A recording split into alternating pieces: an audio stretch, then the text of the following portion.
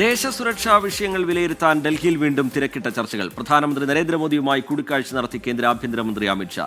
വിദേശകാര്യമന്ത്രി എസ് ജയശങ്കറും ദേശീയ സുരക്ഷാ ഉപദേഷ്ടാവ് അജിത് ദോവലും കൂടിക്കാഴ്ചയിൽ പങ്കെടുത്തു.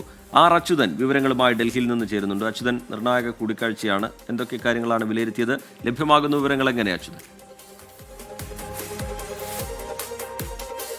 റിജിത്ത്, ഈ നിർണായക കൂടിക്കാഴ്ചയുടെ പശ്ചാത്തലമായി നിരവധി കാര്യങ്ങളുണ്ട്. ഒന്ന്, പാകിസ്ഥാൻ ഇന്ത്യയുമായി ഒരു സമാധാന ചർച്ചയ്ക്ക് തയ്യാറാണ് എന്നത് പാകിസ്ഥാന്റെ പ്രധാനമന്ത്രി തന്നെ അറിയിച്ച ഒരു പശ്ചാത്തലമുണ്ട്. നിരന്തരമായി ഈ സിന്ധു നദീജല കരാർ മരവിപ്പിച്ച ഇന്ത്യയുടെ നടപടി അത് പുനഃപരിശോധിക്കണമെന്നൊരു ആവശ്യം പാകിസ്ഥാൻ ഉയർത്തുന്നുണ്ട്. സിന്ധു മേഖല പ്രത്യേകിച്ച് വരൾച്ച നേരിടുന്ന ഒരു സാഹചര്യം. പക്ഷേ ഇന്ത്യ സ്വീകരിച്ചിരിക്കുന്ന നയം പാകിസ്ഥാൻ ഭീകരവാദത്തെ പിന്തുണയ്ക്കുന്നത് എന്ന് നിർത്തുമോ അന്ന് മാത്രമേ ഈ മരവിപ്പിച്ച നടപടി പിൻവലിക്കൂ എന്നതാണ്.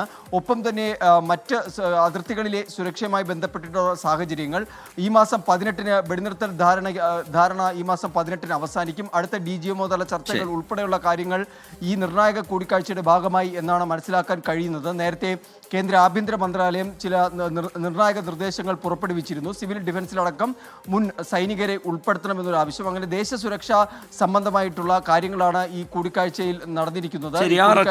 ഡൽഹിയിൽ നിന്ന് വിശദാംശങ്ങൾ നൽകുകയായിരുന്നു.